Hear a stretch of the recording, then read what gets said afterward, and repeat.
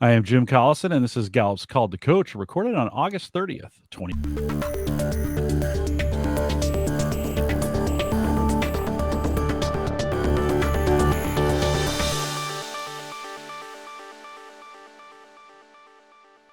Call to Coach is a resource for those who want to help others discover and use their strengths. We have Gallup experts and independent strengths coaches share tactics, insights, and strategies to help coaches maximize the talent of individuals, teams, and organizations around the world. If you're listening live and you don't see the chat room, there's a link for it right above me there. If you're listening to the podcast audio or the YouTube video after the fact and you have questions, well, if you're in the chat room, put your questions in the chat. But afterwards, send us an email, coaching@gallup.com. Don't forget to subscribe on your favorite podcast app or right there on YouTube with the subscribe button. That's right over there so you never miss an episode.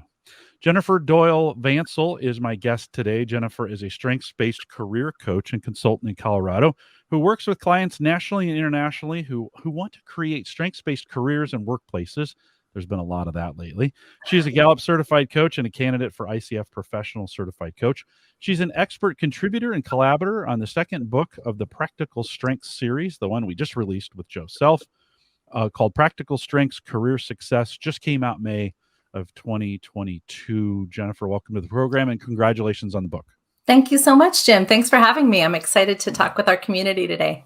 I'm excited to have you. I got to spend about 25 minutes with you before everything went well, and we've got some good time together, and I appreciate that. Your top 5 communication, connectedness, maximizer, woo, relator. I think in that conversation, we realized we share about 8 out of 10 on those top 10, but great to connect with you.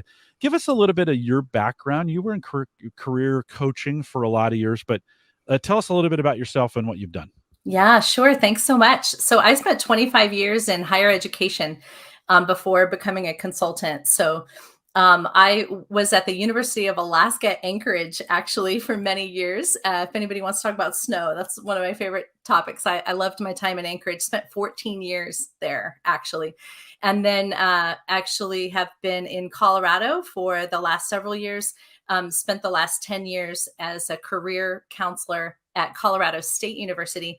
And then I also contract to the University of Tennessee for some coaching work. And so really excited to be connected with universities. And about 4 years ago, when I became a certified coach, I started doing consulting work and private coaching.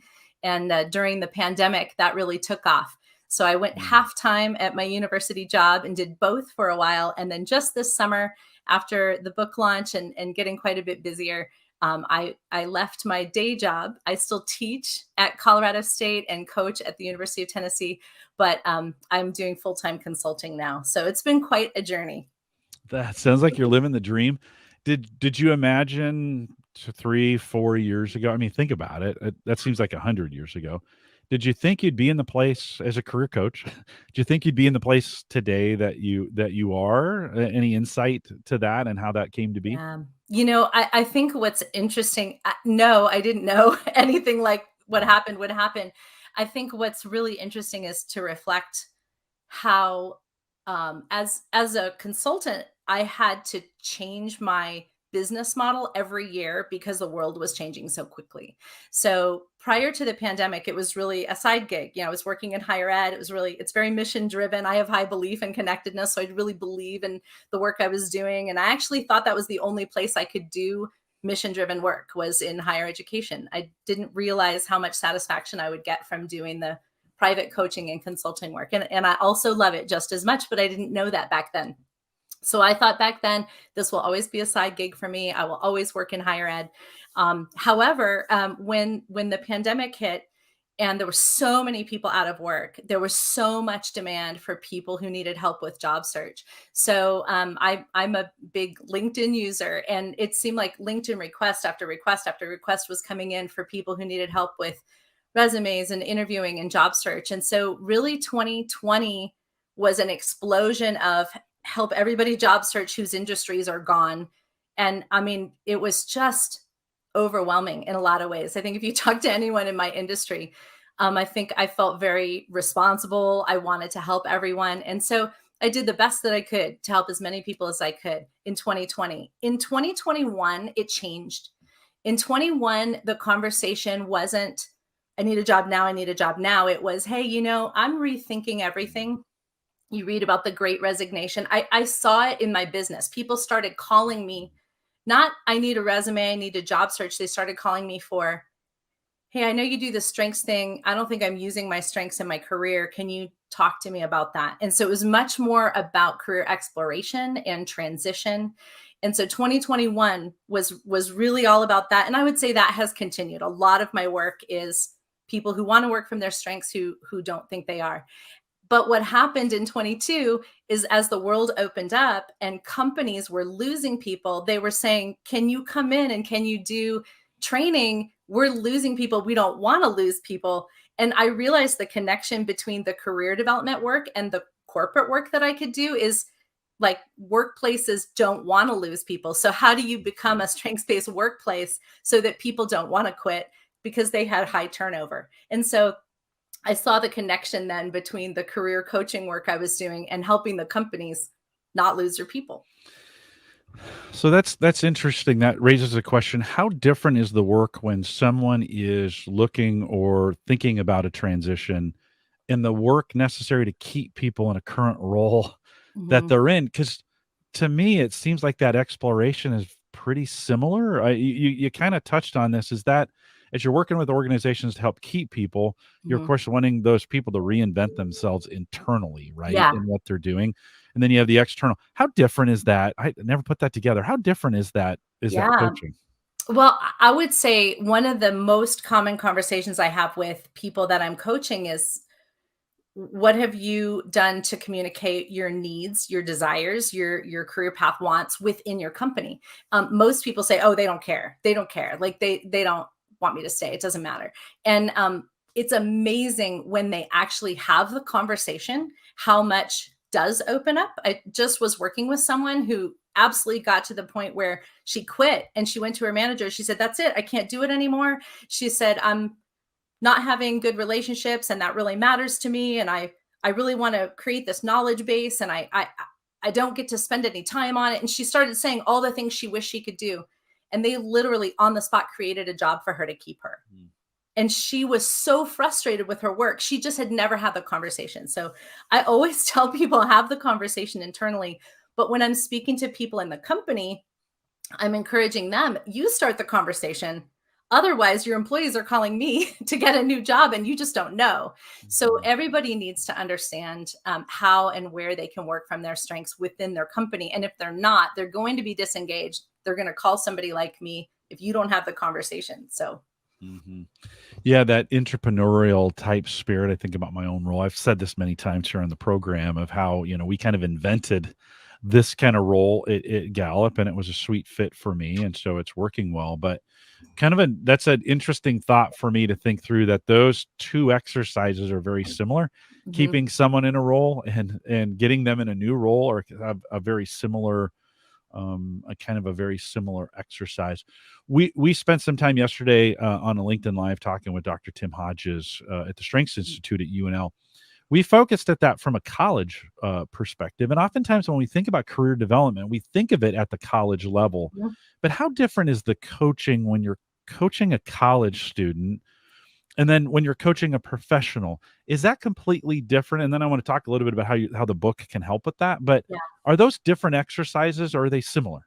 I actually think that they are not different. I think the conversation is first around awareness of your strengths. What are your strengths, and can you understand them yourself, and can you communicate them to others? And that's really the key. I named my company Communicating Strengths. Communication's my number one, but I realized that was the thing that I was so passionate about helping people do. Because if you can't explain your strengths to someone else, they can't open doors for you to help you use them. So that process of understanding and communicating your strengths and figuring out who needs to know, whether it's your workplace team, whether it's people that you're interviewing with, whether it's how you communicate your strengths on a resume or in LinkedIn, it's being able to understand and communicate your strengths. I think that's the same process, whether we're talking with high school students, college students, working professionals, or even within families. It's the same process. Do you understand and can you communicate it? You spent some time. You're this. I'll call you the senior contributor to the book that Joe put out, Practical Strengths, Career Success. As you think about the resources available, and I kind of think of that as a resource book. Like that's not one you Yep. probably read from beginning to end. It Yep. kind of breaks down. You've got questions based on individual themes. If you were to think about that book as a resource for both college students and then maybe for folks looking for a career, mid-career, even late Mhm. career change in what they're doing, what's the best way, or what would be your advice in using that resource? Yeah. Thanks for asking. So I'm really excited about the book, and I'm just honored that Joe asked me to partner with her. She's writing a whole series on how strengths is practically used in the world. So her second book, Career Success, she asked me to partner with her since that's kind of my world. Strengths and career are the two things that I dovetail in my work. There's four things that we really brought out in this book, and that's that understanding strengths helps you do these four things: determine what kind of role to look for. So I actually think that conversation is helpful for internal. I mean, we're actually seeing managers use the book to know what kind of conversations to have with their employees to keep them internal and to help them not want to leave. They want to create a strengths-based career within the company. That also happens in college classrooms, and I certainly use that in one-on-one coaching. So the first category is what to look for. So if you are a person with high relator, then you want to find a place where you can have deep, trusted, long-term relationships. So obviously that's going to be different for someone with woo. It's going to be different for someone with input. So what do you look for? The second thing is, how do you look? So people with different strengths actually job search differently and position for internal promotion differently and look for their first job out of college differently. So an example of that, I was working with someone who was a semiconductor engineer, high input, intellection, analytical, all the relational things, very low on his profile. I always give 34 to people I'm coaching for career because I want to know, like, we do not want to design a career around the bottom, right? So Mhm. very high research orientation, basically. And job searching, he said, well, I'm not going to network, that's for sure. And so I sent him to the library with a research project and actually had him do research and analyze different companies that used semiconductors within 50 miles of his home. And he came back with a color coded spreadsheet and said, these are my favorites. I think I want to talk to someone there. But if I had just told him randomly to network, it never would have worked. So I had to know that he was analytical and know that he had high input and ask him to do tasks for his job search related to how he naturally operated. So yes, what to look for, but also how you look is the second thing in the book. And then what to communicate. If he's high analytical, he wants to tell stories about what he's analyzed and what he's able to analyze and the programs that he knows. So what you communicate in interviews, in resumes, in cover letters. I do strengths-based resumes and cover letters, and in LinkedIn. So that is a really key component, and certainly in interviewing, telling stories based on your strengths. And then the last thing we cover in the book is how to succeed on the job. You get in there first 30 days. If you're a person with high context, you want to know the history of the company. If you're a person of high individualization, then you want to get to know each of the people on your new team. So strengths awareness really matters a lot in our careers. In those four things, I'll just say again, because I'm so excited about this. What do you look for? How do you look? What do you communicate? And then how do you succeed when you get the job?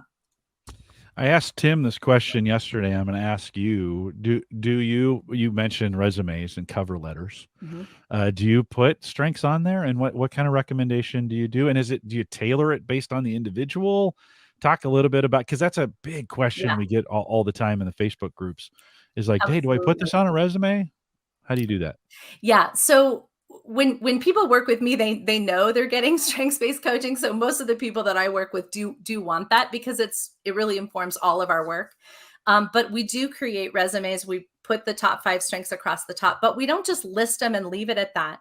I always encourage, I work with people to create a professional resume that has a profile section at the top. And so that is a section where we put in bullets that are really their top selling points. And I always base those on strengths. So if you have, for example, high strategic, then you actually, in addition to maybe it says your name, your contact info, and strategic connectedness, maximizer input, analytical, but we actually say set the strategy for XYZ and developed 3 alternate plans for reaching this goal. Or if it's something where achiever is one of your top, then we would talk about what you achieved, that you achieved the real estate certification during college in order to create X, Y, and Z, making up bullets on the fly here. But I actually have everyone that I work with, and when I'm teaching in higher ed too, have everyone create strength statements. What does this actually mean? We have the worksheet available to us, how I use my strengths. And so I actually have everybody do that in the very beginning, first meeting with me. What does this mean? How do you use your strengths? And then all throughout our work, we're going to pull those back out. Okay, we're doing your resume. You said that your communication allows you to post in social media and tell stories on video. How is that helping your business? How is that increasing your sales? How is that helping your presentations? So I'm actually asking them through the lens of strengths, what are the things that you're most proud of based on your strengths? Now, here's the nuance there. If you have spent a lot of your work doing things that didn't fit your strengths, which is like most of the people who call me are feeling like they're not working from their strengths and they want to. So if you hate being an accountant and you hate the detail executing things that requires, but you loved the relationships with the people, let's put the bullets at the top about the relationships that you've created, about the long-term customers that you've been able to retain. And let's de-emphasize the number of tax returns you did last year if that's not what you want to keep doing. Yeah. How do you separate culture and work? Like, especially if you're going to work for an organization. Of course, if you're going to do the entrepreneurial thing, you get to kind of decide the culture that you live in every day. But let's just say in a corporate setting, small, medium, large size organizations, how did in what you've experienced, someone saying, I don't like this culture, or versus I don't like this job? Yeah. How do you work on that, or have you seen that? Yeah, definitely. So one of the things that I feel really strongly about in career development is that we have 3 separate conversations. One of those conversations is about who you are as a person. And that's where strengths is really, really helpful. It's, who you are, how you operate, the tasks you want to do, the orientation that you bring to the team and the work that you do. That's much more about yourself. The industry you're in, the company you're in, the cultures you're in, that's outside of yourself. So a lot of times people will say, I don't like my job, and I really have to sort out which piece of that. And then there's values. So who you are, the industry, the company, the culture, and then values that are driving your decisions. So if you think about someone says, well, I don't like my job. From a value standpoint, it might be because the commute is too long, or they're in the office and they wish they were remote, or the pay is not enough. There's something they value that they're not getting. That may not be about the company, and it may not be about a role misalignment. It might just be a values. So sorting that out is really important. Culture is one of those things that really is unique to sometimes a team or the company or the industry. So you have to sort out in this instance, do you have a bad manager? Our famous quote, right? People don't leave jobs, they leave managers. So is the culture being set by a manager, but another department within your company doesn't have that culture? Or is it the whole industry? I was working with someone who was in an industry where there was kind of some gender discrimination going on in this industry. And she changed companies and moved across the country twice to get new jobs. And she said, I don't know what's wrong with me, but I keep ending up in places where I can't make a difference. And as we really unpacked that, we looked at her industry was not very welcoming. She was a diversity, equity, and inclusion trainer in an industry that wasn't very friendly to it. And that was just true. And we realized it wasn't going to change unless she changed industries. So her role was fine, but the industry didn't work. Jennifer, can you discover some of those values in an organization in the interview process before you get there? And how would you go about from a strengths-based perspective from your own, or going Mhm. in to the interview? How would you recommend, because to your friend who's done this twice, Mhm. you want to say maybe you should be interviewing a little bit different. Yeah. And I think oftentimes we see the interview as a one-way conversation, but Mhm. it is an absolute opportunity to Yeah. discover some of those things from a strengths-based lens. How do you see that? So I love the Cascade report. I bring, I need, and I use it with everyone. Anyone who will let me create that for them, I love it. So that to me is the answer to that question, Jim. So this person who was doing this DEI work um, understood clearly what she brought. She brought a really high sense of mission. She was high influence. She really believed in what she was doing. She wanted to convey it. She wanted to make a difference. So she was really focused on, I bring this, I can make a difference in this industry. But what she needed was an environment that allowed her to do it, and that's what she was missing. So she was Mhm. clear on what she brought, but didn't understand that she was in an environment that didn't allow her to be what she brought. And so that need is the critical part. So that's where the strengths conversation really plays into understanding whether you have a fit in a role, or you have a fit in a company, or even in an industry. Can I exist with what I need in this place? Will this place allow me to work from my strengths? And in that case, we had a misalignment. Mm.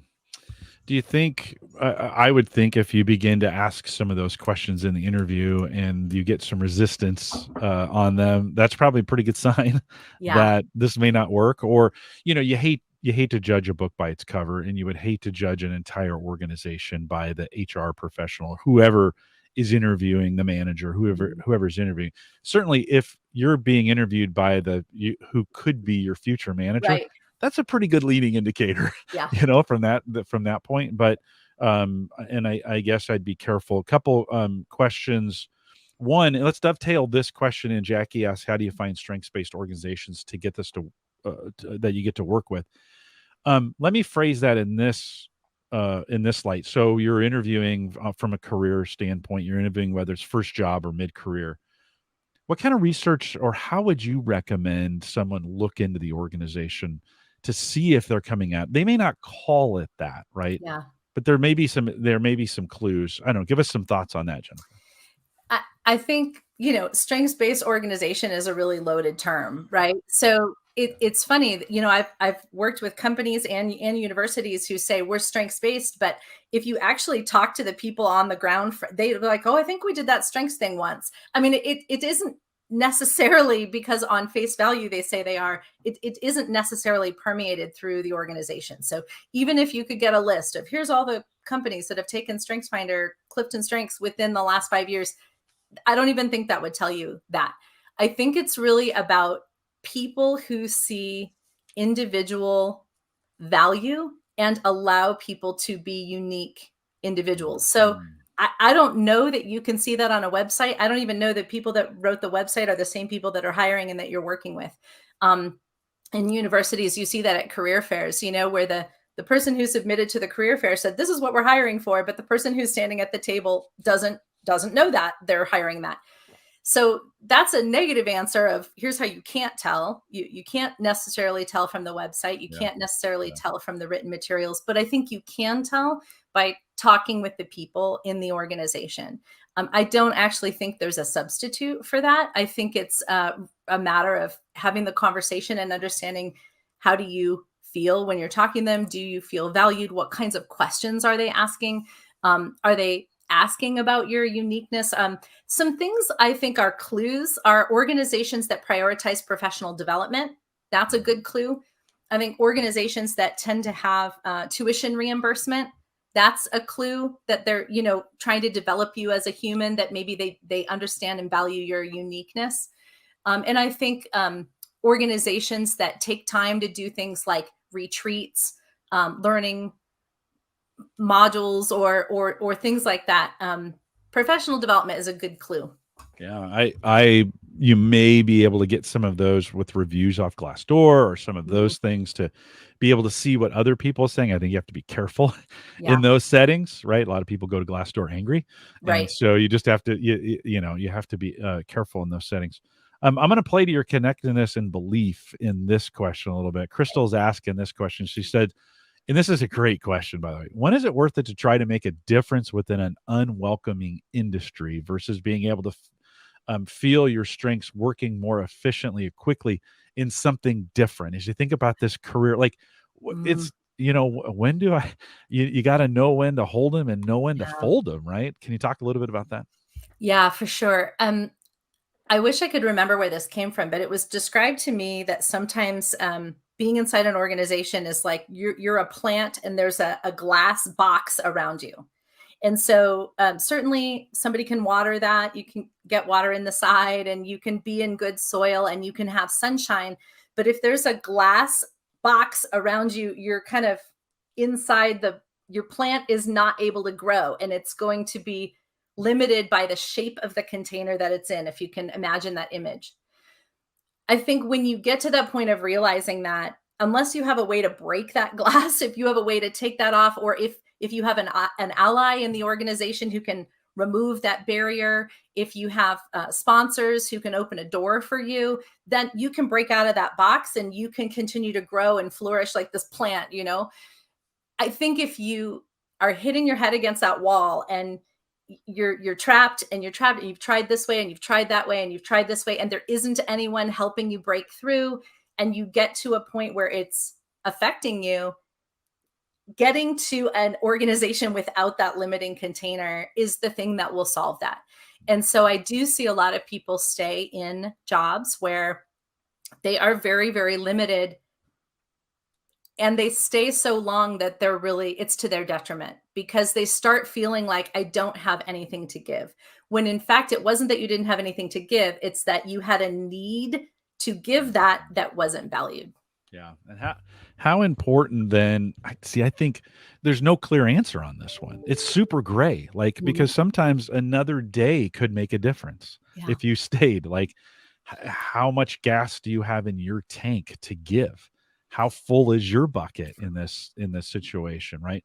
How important is the is in because you do this, and this, Mhm. I'm gonna sound like maybe I'm pandering a little bit, but how important is a career coach when you're going through these kinds of decisions? And that's a softball, but I Yeah, think it is important. Talk a little bit about that when you think about your experience in helping sure. people through these situations. Well, I think, the value of a coach that understands strengths is that we're going to ask you questions related to your engagement and how much you can be you in this environment. I do think I often am challenging people to have conversations within their companies. A lot of people will call me and say, I need a new job, I need a new company.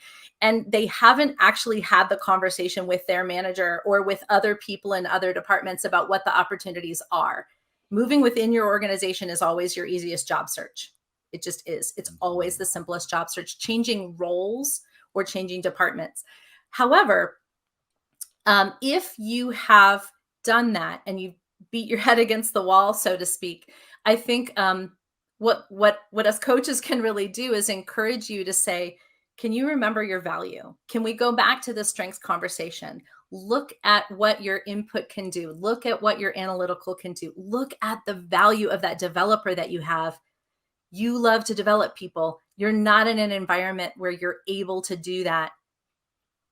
Is the environment changing? Is it allowing you to do that? And if not, what do you want to do with that?" So we're going to ask the hard questions. Mhm. Is this changeable or is it not? Always, I keep that serenity prayer on my wall in two places. You have to know what you can change and what you can't. The things you can change and the things you don't have control over. Yeah. Yeah, and that's not always clear. I think sometimes we think, "Oh, it will be, like a lightning strike in front of me, and it'll become super clear." And oftentimes we may not know the right decision until later, till we've made Mhm. it and it's later, or we may never know. You kind of wonder, I think I look back at my own military experience and I go, that was the worst decision I ever made, right?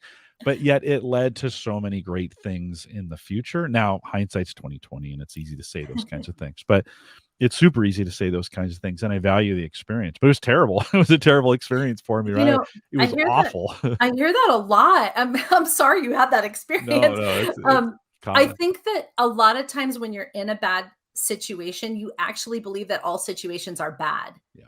So if you've been in, I work with a lot of people who are in very oppressive work environments. And so, you said something about, well, it just depends on how much, tenacity you have or how long you're willing to do it. I'm not sure that that's always the thing we need to value because I think, Mm, the value of setting a boundary, the value of knowing your own having some respect for yourself and knowing that you're in an environment that is abusive, some of them yeah. are, or really limiting is really, really important. And I think that's the value of coaching to say, no, wait a second, tell me again why you're staying. What is it that you're staying for? Again, I think if we can separate out the role and where a person thrives from the industry, and then from the values. I stayed in higher ed for 25 years because I absolutely believed in the mission, but I always had a second job because higher education is not a high paying career. So I was working and working and working, always had a second job because I believed in it so much. The role was a great fit. The organizations were a great fit. I was on amazing teams, but education is not a high paying career. And I'm putting two kids through college.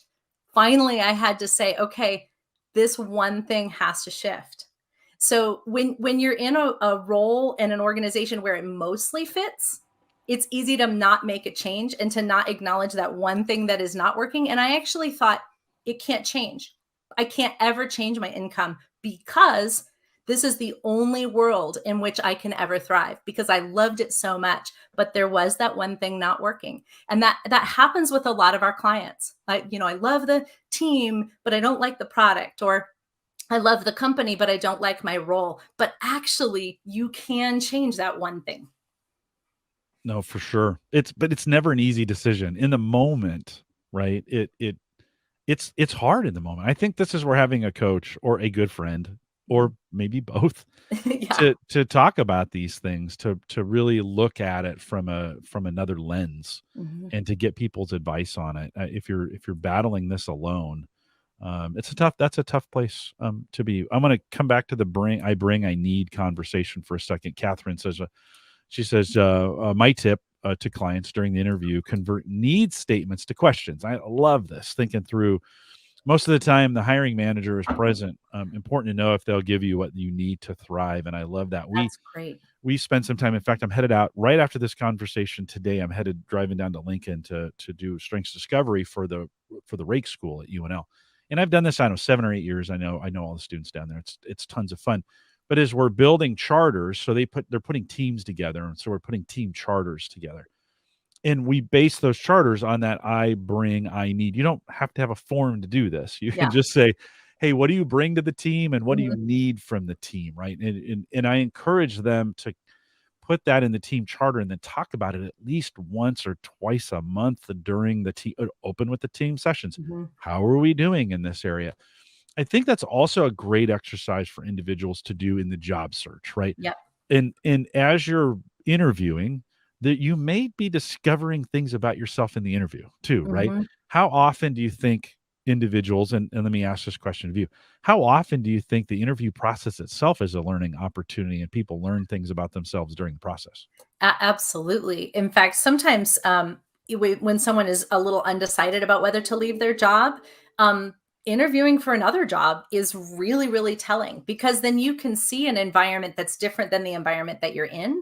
And then you can actually realize that there are some things that are changeable. I've certainly had people interview for other jobs and then come back and go, actually, I like where I am. There's a couple things Mm, that maybe could shift, but looking around and seeing what else is out there, I realize I really have a situation that mostly works. I'm just going to try to shift a couple things. yeah. No, it's that's actually unintended consequence I hadn't thought about. You get through the process and you're like, actually I'm good. Yeah. This isn't as this isn't as bad as I thought it was. But it almost a situation where the environment does some coaching for you, right? Mhm. It gives you the opportunity. Sometimes individuals get stuck in their own bubble. You called it a glass, I like to call it a bubble. They get stuck in their own Mhm. bubble, right? Yeah. And they haven't, especially if they've been around in that bubble for a long time, and Mhm. they just haven't seen other environments, and it may bring some appreciation to it. Crystal asks a great question as well. She says sometimes people are burnt out by the time they're ready to make a change, and this is tough. Like your gas Yeah. tank is empty, your Yeah. bucket is empty, and how can they find support when their capacity is already low? If you're coming into this burnt Yeah. out, what kind of strategies can we do from a coaching perspective to help individuals at least pour something back into the tank to get them started?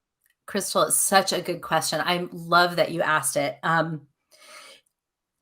happens really, really often. And I will say that my observation is a lot of times someone needs to actually leave before they have another job, and that is only if you're in a place of privilege where you can do that. I was a single mom for 10 years. I never was in a place where I could do that. And I loved my job, so I was not in that circumstance, but that is not something everyone can do. But if you are in a circumstance where you can leave and get out of the environment that is limiting you, and if it is a toxic environment, getting away from that and doing anything where you can use your talents, where you can be valued, even if it's, just spending time with family, or it could be volunteering, or even I've seen situations where someone couldn't just not have an income, but could you do something temporary? I was working with a social worker who was really burned out during the pandemic. I mean, you can imagine. I think my most common clients in the pandemic were people in social services, medical professionals, and teachers. So lots and lots of burnout. Getting away from the job changes your perspective so much. So even thinking about this social worker who got out of the environment and took a temporary job in an office where she just felt like she had some income, she could just do some transactional things. It wasn't as people oriented. She needed a break from the people, and it allowed her to get a different perspective before she decided, okay, I do actually want a people oriented job. I just need it to be a little less dramatic. So stepping away, that's one thing. If you can't physically leave your job, you can't, you're not in a situation where you can do that. And so honored that that's true for so many people. Then you have to find ways to put some boundaries around it. I remember someone in a real burnout situation contacted me and she said, I really want to work with you, but I'm working 10 hours a day, so I can only work with you in the evening. And I said, I don't do clients in the evening. I'm with my family in the evening. So I would love to work with you, but I'm not available in the evening. And I was so sad about it. I went to a coach that I was working with and I said, boy, she was really my ideal client. He said, when can your ideal client meet? I said, oh, my ideal client can meet during the day. And he said, she's almost your ideal client, but not quite. So I took a breath and I went back to her because I had told her I would think about it. And I said, you know what? I really am not available in the evenings. I would sincerely love to work with you. I think I could help you, but I really don't work in the evenings. And she said, now I know you're the coach for me. I'm going to start taking a lunch break. You have boundaries. I don't. That's the problem. So for her, getting out of the toxic environment, even saying like, can you leave at 5 and can you take a lunch break to work with Yeah. me? Her decision to take her lunch break to work with me was like a boundary. It was the first time she'd set a boundary. And that was the beginning of change. Mm. Those pesky tests that are, you don't know they're tests until you get through them Right. and you do them, right? The whole time you were saying that, I was thinking, well, just have her, engage with a coach in Australia. That works perfect. That's their day That's and true. that's our evening. So that's kind of in the global story of this. There's some great opportunities, for things like that. You with the book, because I think career coaches need groups too. Like Mhm. sometimes, like there's some unique pressures in doing this, and you're taking on the weight, like, especially as we think about during the pandemic. You're taking on the weight of of individual emotions, and you have connectedness and belief, and so I Mhm. think you probably take these on a little bit deeper than you do that. You've with the book, you've developed a LinkedIn group. I'm going to throw that link in the Yeah. chat right now and make that available. But talk a little bit about what are you trying to do with that group, and what's the purpose behind that? Yeah, absolutely. So, Joe Self, the author of the Practical Strength series, and we just created a group in LinkedIn where we can discuss ideas around strengths and career. So, I'm also in the Facebook groups. I mean, you'll see me commenting in the coaches, Facebook groups, the Gallup, the CliftonStrengths groups. But I think that that's always a limited conversation, right? And usually, you know, one comment, I'm not going to make 17 comments in there. That's not the place. So this LinkedIn group is a place where we can really have a dialogue. And I'm hoping coaches will join and say, I have a client with high deliberative who needs to interview. What are some of those strategies? Or, hey, I read in the book that this person needs to look for an environment where they can do a lot of research, but I'm having trouble figuring out what kind of companies that would be. This would be a place. So this is a LinkedIn group. It's just titled Practical Strengths Career Success, which is the name of the book. And it's really, certainly if you have the book, I hope you do. It's less than $10, so I hope you'll pick it up. But if you have the book as a reference, it's a place to ask questions. I have communication, number one, and connectedness, number two. So LinkedIn is a fun space for me because I can stay in touch with you all. I have a relator. So if I've met you, I'd love to see you again. So that is a really fun environment, but I hope it's a place that we can really have longer dialogues and support each other as we're working with the people we're working with. Yeah, I like it not as much spam. As a site administrator, Facebook's a little messy. LinkedIn's a lot cleaner. So I appreciate that. I threw the link in the chat if you want to go over there and join that. You probably get a bunch off of this today. Roxanne asked a great question. So she says, do you have an average amount of time that you work with clients to go through this process to get clarity on where should I be focusing my energy? Nobody's exactly the same, but talk a little bit about the process. Do you see some patterns? Is there an average amount of time? Yeah, you know, that was a really interesting process for me when I started working with clients. You know, is this a one-time conversation? Is this a series of conversations?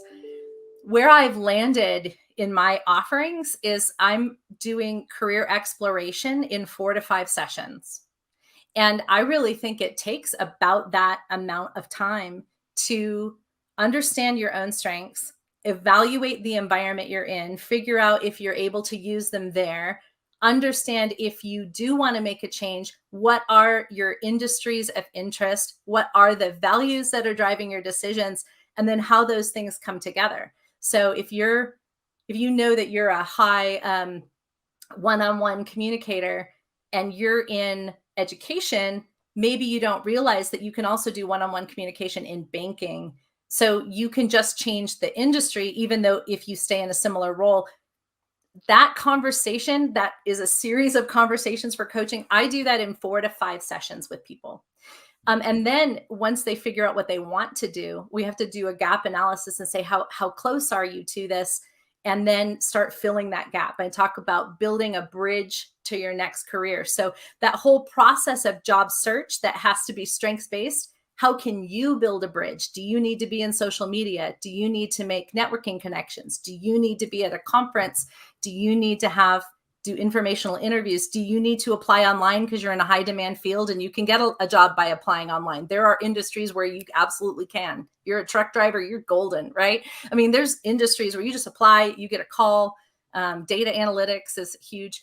So things that are high demand, you can. What is the strategy for your job search based on your strengths? I usually am talking to people about that in another 4 to 5 sessions. So there is a process that works for people. And then you've got to create your materials. And so again, another 4 sessions or so with that. So I am most commonly doing a 12-session engagement with people who want to make big change. And then we also, provide written materials based on their strengths and LinkedIn and how to use LinkedIn.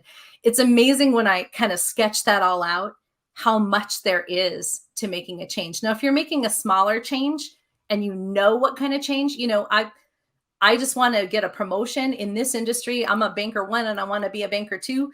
That is a very straightforward job search. And it might just be materials and apply online, or materials and network internally and interview well, and you're good. So, those can be certainly 4 or 5 sessions sometimes, or 8, but it's not a one-time conversation. And I think that's the main point, is that it's just a very complex transition. You said banker 1 and banker 2. After the military, I was a banker for a lot of years. It's like, me. And so that brought back some memories. We're getting some additional questions from the chat room. Lisa Feldman, your job is at stake here, because Crystal is asking so many great questions. So, Yeah. Lisa, you better get on the stick. Crystal asked, how do you convince a skeptic to try a career coach, especially a strengths-based one? So talk a little bit about that process. That's interesting. Yeah. It's funny. And Crystal, I don't know you. I look forward to meeting you. You're asking great questions. We should have coffee. I didn't plant her in the audience or anything, but I might have, because these are great questions. So convincing people is interesting. I am kind of a natural salesperson. I have high influencing. And so I love the discovery call with someone. And having said that, I'm really low in competition.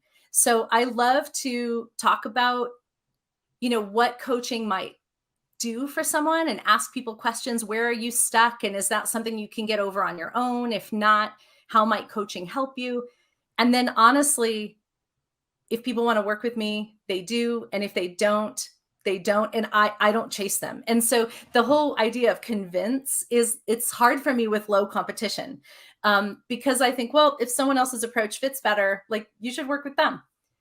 But I think what you're asking, when you think about how do you convince someone to try a coach, is really how do you invite someone into a conversation that is going to help them. So where I do use a lot of convincing is take the assessment and just see if it feels true. Just take the assessment. I mean, it's $20, right? So for $20, you could get this answer that could change your life. And if you think that there's some value there, maybe do a discovery call and just, what were some of your insights? Talk to them for a half an hour and see if they had some insights. And are you getting to use these things in your work? If not, is that something you want to change? Do you feel like you can change that on your own? If not, would you like some help? I think one of the other things, to answer Crystal's question, is telling stories. And we coach people, as I do as a career coach, how to tell impactful interview stories. And so I definitely have my stories of someone who made an investment in coaching and got a 100-time return on their investment with the salary of their job, or someone who got a 20% raise, or someone who, they invested this amount, but their return was this amount. So telling those stories of where you have had success in the past helps people understand that it's an investment. Yeah, I love that. Good storytelling. And by the way, that can be practiced if you're not good at telling stories. That's a skill that can be learned and practiced. And I think a great opportunity. Tell your friends, work through them a couple times, get comfortable with it. Sabrina asked a great question, and I think the book's got some resources for this as well. But she asked, what do you recommend in regards to questions to ask at the end of the interview to determine the work environment fit? We talked about this earlier in the program. Yeah. As you think about the resources in the book, and I know you have individual questions in there based on themes, so maybe that'll play into this a little bit, but what say you on this question? Yeah. So I think in the book, the first paragraph in every chapter, there's 34 chapters. There's one for each of the talents. And in that chapter, we talk about what to look for. So when you're looking for an environment, I think it's really a test. So if you read just that one paragraph about one of your top themes of talent, and then say, is this an environment where I can thrive? So we say in the book, people with this talent thrive in environments that look like this. So the question is this an environment that looks like this? Is this a place where I can thrive? Is really the question. So if you value high collaboration, and then you ask, tell me about some of the projects you've collaborated on. How do people collaborate? And the answer is, well, we really expect people to work from home alone, and we don't really do meetings, and that's going to be an answer for you. So if you look at what you need to thrive, that I think the book would give you some good clues, because there's a paragraph in every chapter about that. We talked about this in pre-show, but I think if you're going to ask questions like that, you better be ready to listen. So listen and follow up. It's just as important. The follow-up question that you're going to ask is just as important as the question itself, because they may give you an answer. This tipped me off in your facial expression when you were living that moment. You're like, oh yeah, that's not, and you're hoping. don't let that one answer be the answer. Yeah. Follow up with it, right? Say, okay, well, let's dig in on that a little bit more. Tell me a little bit more about that, because I think you really want to get to the truth on it, Mhm. and Mhm. don't let one person's one statement. Such a great point. Right, right. Yeah. I mean, hopefully you've talked to other people in the company even before you've interviewed. I always encourage people to do that. Try to find someone that somebody knows who works within the company, to understand a little bit more about the environment before that one person. A lot of times, recruiters are such hardworking, amazing people, and they are doing their darndest, but they are so busy right now in this environment in the world. Sometimes people will read culture of the company by how a recruiter responds or if they get back to them. That's not always the most accurate. So recruiters are doing their best. Be nice to them. They're really trying. But you do need to get past that. So the recruiter interview sometimes is just the screening. Do you have the basic Right. skills that we need? Do you have the experience? Get past that and talk to the people you're actually going to be working with. It's great advice, and I did recruiting for a lot of years for Gallup, and I would go and I did my best to try to reflect those departments that we were recruiting for. In most cases, I was the IT guy, and I understood it really well because I managed there. But yes, be be kind to the recruiter. Maybe ask them what's your full time role. Yeah. Like what are you doing? If like, well, I'm if they're recruiting, be kind to them because they're Yeah. just trying, right? They're They're just trying. trying. Chris asks a good question. Do you use another tool for your values discovery to pull that from strengths, or maybe it's a combination of both? That's a great question. I know Chris actually is putting some different assessments together with his Life Calling Institute and work. So I might love for you to share your tool in the chat, Chris, because I think it's a great one. I am typically doing that through coaching conversations. Mm. What do you value? What matters to you? I am just directly asking. There is an assessment that I've used. I do a lot of work with MBAs and graduate business students, and have for the last 12 years. I use something called Career Leader. It really only works especially well in the business world. If you're in the business world, it won't really tell you about you being a veterinarian, but it will talk about kind of motivators and values. So that is a second tool if I'm working with business people or business students that I'll use. Um, I totally invite Chris to put in the chat. He has another assessment that I know he's using that gets to that. If you can't get to it through conversation, there are some other ways, but I'm Yeah. usually able to get to it through conversation. Gallup was the very first place I ever worked where anybody asked the values question. And I Mhm. actually really struggled for a lot of years to kind of determine my own values.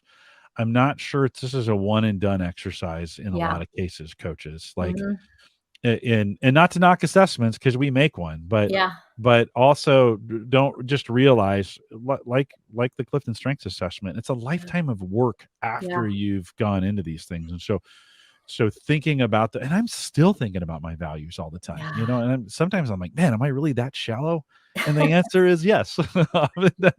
Geez, Jim. So I think we have time for one more question. Robin asked it. She says, and you alluded to this a little bit earlier, so a chance to dig in on it some. Do you use the 34 report with students as well? If so, how do you prevent them from focusing too much on the bottom five and Yeah. instead use that energy to focus on developing their top talents? You talked about it, I think, from a career Yeah. standpoint that you love that 34 in there. What Mhm. about students? Yeah, that's a great question. I will say it depends on how much time you have with them and how skilled your coaches are. So when I was hearing Tim talk on the LinkedIn Live and he was saying that they have a class on strengths, I think absolutely 34 would be really useful. When I did strengths in at Colorado State, we integrated into the freshman seminar that I taught, and still use it there for the College of Business. We did top 5 and we really got an hour. And then we asked a few follow-up questions on some quizzes. And then I trained the other career counselors to ask strengths-based questions. But it really wasn't there wasn't enough time to delve into what does the whole 34 mean. Even just understanding the domains like executing, influencing, relationship building, strategic thinking, that takes a little bit of time to get your brain around. So I do think the conversation around what does it mean to have something low, it means that it doesn't describe you. It means that it isn't a way that you engage. It doesn't mean it's something you're bad at that you need to be better at. But I do think if you have an hour with students and you throw that whole report at them, depending on where their background, like I was in a family environment for a long time where someone was telling me that my top strengths were not very valued. I grew up in a family where they always were, but then I was in another environment where they weren't. It depends on the environment where the student is coming from. And so if you give them a list and you don't have enough time to unpack it, they are going to go to the bottom. It's interesting. I've been around Gallup for a long time. Gallup used to not give the 34 report unless you had coaching. Yeah. Maybe you could speak to that, Jim, but that I think was the reason. Yeah, that was a concern for a lot of years, and we kind of protected it, and finally the pressure, the consumer pressure just got to be too much, and they were like, why can't you do this? Okay, fine, we'll give it to you.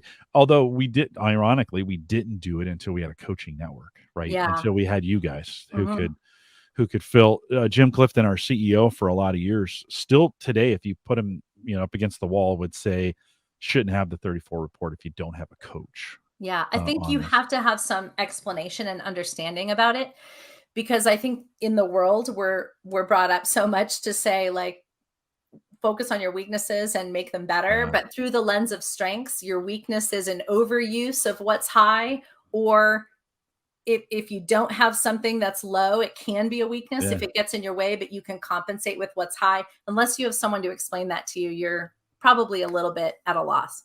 It's a lot to take in. Lisa says it well. She says, strengths are not skills, right? The bottom 5 are not things you're necessarily bad at. And I'm a prime example. I have discipline and focus in my bottom 5.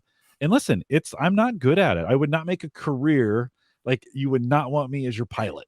Right. Like, that's not my gig, right?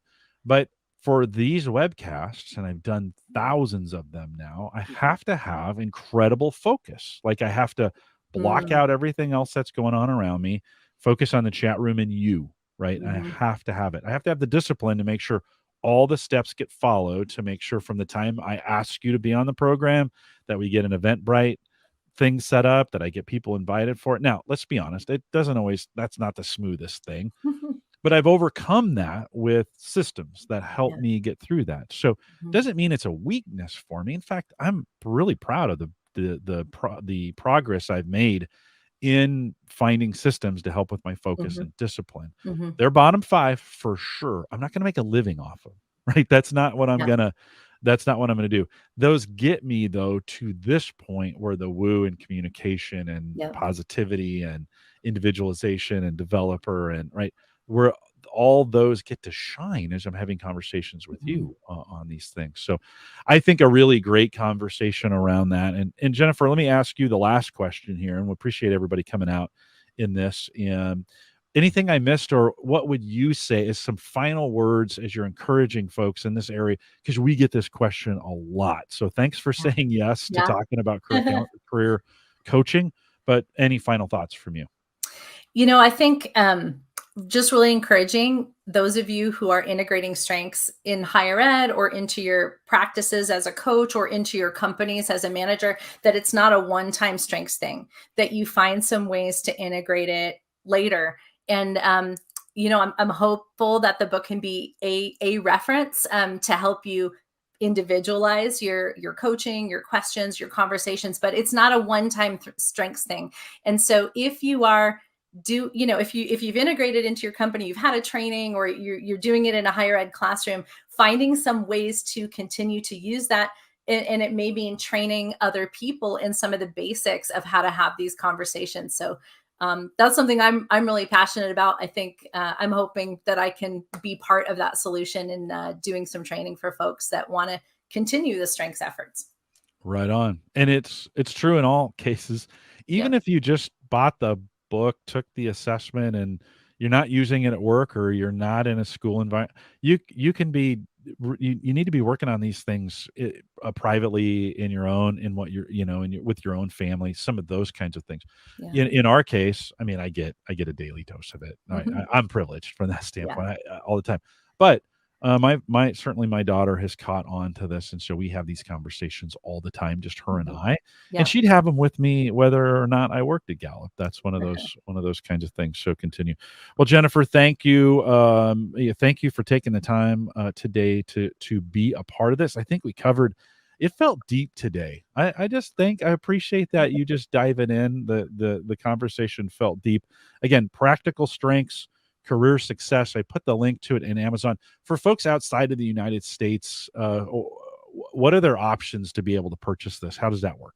That's a great question. I was in Spain this summer and I was limited to purchasing 3 at a time. So that was really interesting. And then Joe, the author of the series, lives in Mexico, and she said it was a little bit hard for her. So honestly, if you are facing that situation and you're hearing this, I will be happy to help you get books. So it's very easy for me to order. They arrive instantly. So if it's a matter of putting 20 in a box and mailing it to you, um, that apparently is easier for us to do from the United States. We are working with Amazon to make that possible. It's a print on demand book, so I think internationally sometimes that can be a challenge, but most of the time it is available most places. There, Joe is saying it's on Amazon 11 countries, but not limited to order in Mexico. So that's Yeah. great. So you can easily get it in Mexico. Maybe Joe, you can say exactly the right thing. I think you just said the shipping was more expensive, right? So It's always books, physical books. This yeah, is coming from a company that does a lot of physical books. They are super difficult to get around. And if you want to listen, there's some more details about the book. We interviewed Joe a month and a half or 2 months ago, and that now is available on the podcast. So if you want to go out and take a look at that, perfect. Joe Self, Joself, sounds just like Yes. it's or spelled just like it sounds, is available, and you can go out and listen to that And I know interview, get she's more. working with Amazon to make that easier. So it's awesome. 11 countries you can easily order print on demand as Yeah. many copies as you need. So that's really Yeah, great. that print on demand is probably the solution, right? Because Yeah, by the time you ship books and they sit in a warehouse and some of those kinds of things. So maybe Amazon will solve that problem. Well, Jennifer, hang tight with me for 1 second. We'll remind everyone to take full advantage of all the resources we do have available in Gallup Access. Head out to gallup.com/CliftonStrengths. If you haven't viewed your report in a while, maybe now's the day. So sign in, take a look at that, and you can take a look at that reporting that is there. For coaching, master coaching, or become a Gallup certified strengths coach, just like Jennifer is, you can send us an email, coaching@gallup.com. We'll get you some information back to you. Stay up to date with all the webcasts by going to gallup.eventbrite.com. Maybe you're listening to this in the podcast. You're like, oh, I wish I would have been there live, because like 50 of you were. I announced them there and on Eventbrite, gallup.eventbrite.com. And then, of course, join our Facebook group, facebook.com/group/called to coach. Or we do have a Gallup trained coaches LinkedIn site if you want to head out there. That URL is just not friendly. I mean, I wish LinkedIn would come up with some vanity URL options. They just haven't gotten there yet, but search that or search Clifton Strengths on LinkedIn and you can find us there as well. I want to thank you for joining us today. If you're listening live, thanks for doing that. Great chat room and some great questions.